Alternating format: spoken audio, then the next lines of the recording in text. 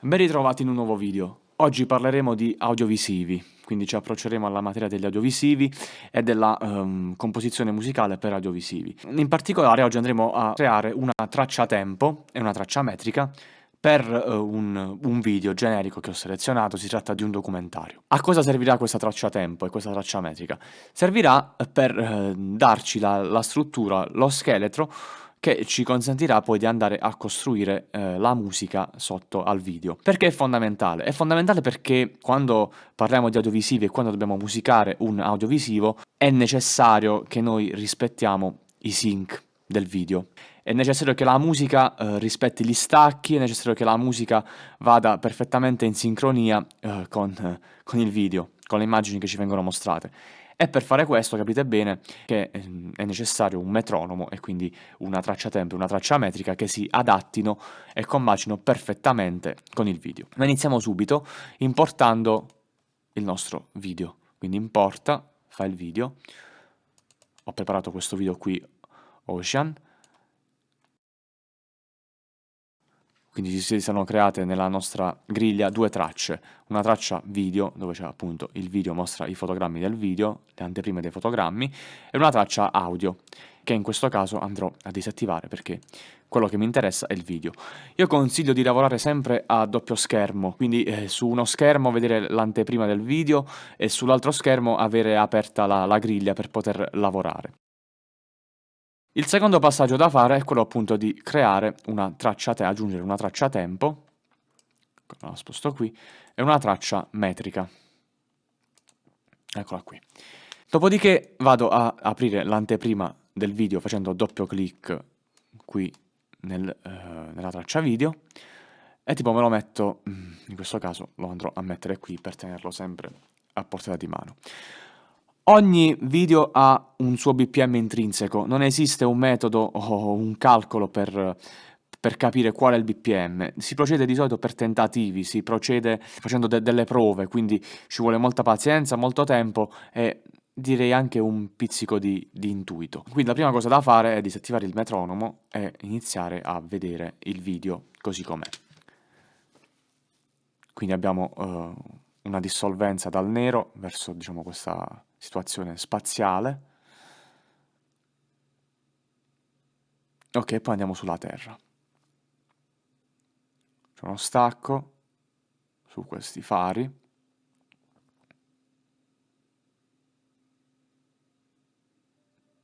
Ok, poi si va sul titolo. Nuovo stacco sul mare. Altro stacco.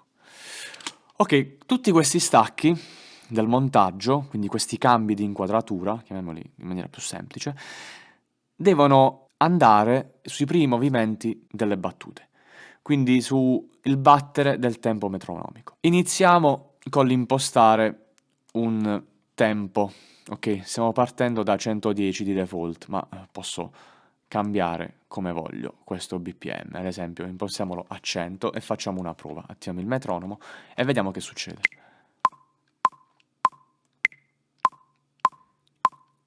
Ecco, già questo primo stacco non era perfettamente in sincrono, non cadeva perfettamente sul battere della battuta. Come vedete cade sul quarto movimento. Cosa posso fare in questo caso?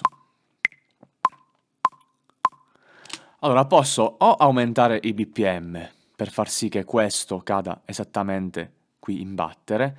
Come faccio? Seleziono il mio pallino e lo tiro su, ok? Diciamo a 110. Facciamo una prova. Ecco, in questo caso combacia perfettamente. Quindi lo porto a 110, oppure ritorniamo a 100, che è il nostro valore iniziale. Posso agire sulla traccia metrica, quindi mantengo lo stesso BPM ma cambio la metrica. Richiamo la matita e imposto, ad esempio qui, una battuta di 3/4, perché appunto lo stacco avveniva esattamente in questo punto, no? Sul quarto movimento, e qui reimposto 4/4. In questo caso, come vedete, avremo lo stacco che si trova sul battere della mia battuta. Posso agire in questi due modi. Andiamo avanti.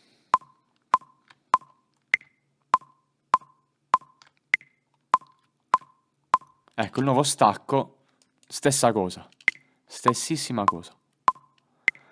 Non si trova, ma si trova qui, si trova sul terzo movimento.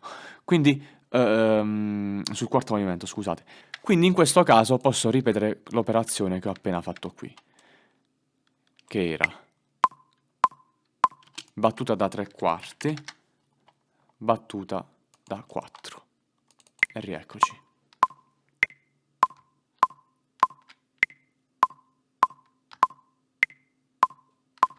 Questo stacco di poco, mi parte qui, mi parte, come vedete, sul secondo movimento, quindi o faccio di nuovo la stessa cosa di prima, cioè battuta da 5/4 perché aggiungo un quarto, e 4/4, lo ritrovo così, oppure cambierò il BPM.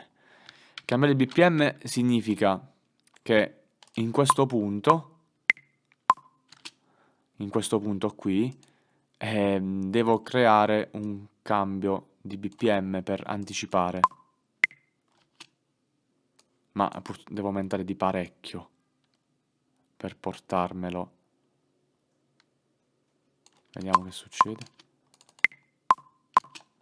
È troppo, e questa cosa è sconsigliata. Non si può fare un salto di questo tipo, cioè passare da 100 a 130. I salti devono essere minimi, i salti possono essere al massimo 5 bpm, altrimenti all'orecchio risulterebbe traumatico. Quindi in questo caso devo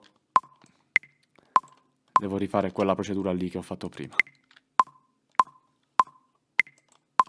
Quindi 5/4, 4/4.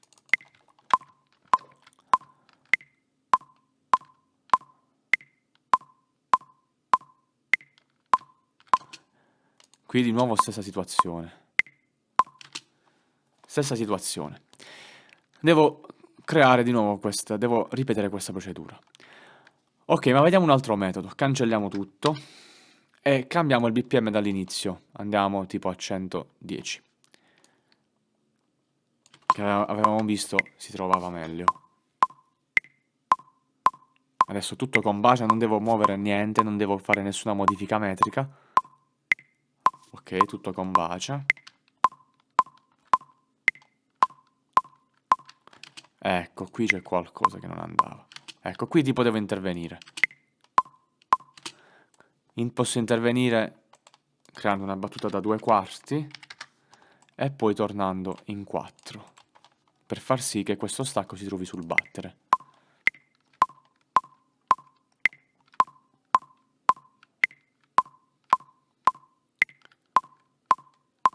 Ok, anche questo stacco, come vedete, si trova in un altro punto. E facciamo la classica procedura di cambio metrica. Esattamente. Quindi 2/4, 4/4 semplicemente. Esattamente, ecco così.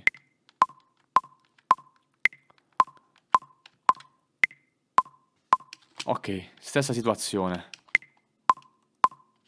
Stessa situazione. Qui c'ho questo stacco, di nuovo 2/4, poi torna in 4. Oh, e arrivati a questo punto, siccome c'ho un cambio radicale, posso cambiare completamente BPM, perché magari ipotizzo di cambiare completamente anche il mood musicale, no? Quindi qui ero un po' più veloce, qui arrivo e vado con un mood più lento, quindi mi diminuisco drasticamente i BPM, come se partisse un nuovo brano, praticamente, come se fossero due brani separati. Facendo in modo che questo stacco si vada a trovare su un battere. Ancora un altro po' dobbiamo diminuire. Ecco qui. Abbiamo trovato 79. Proviamo 80.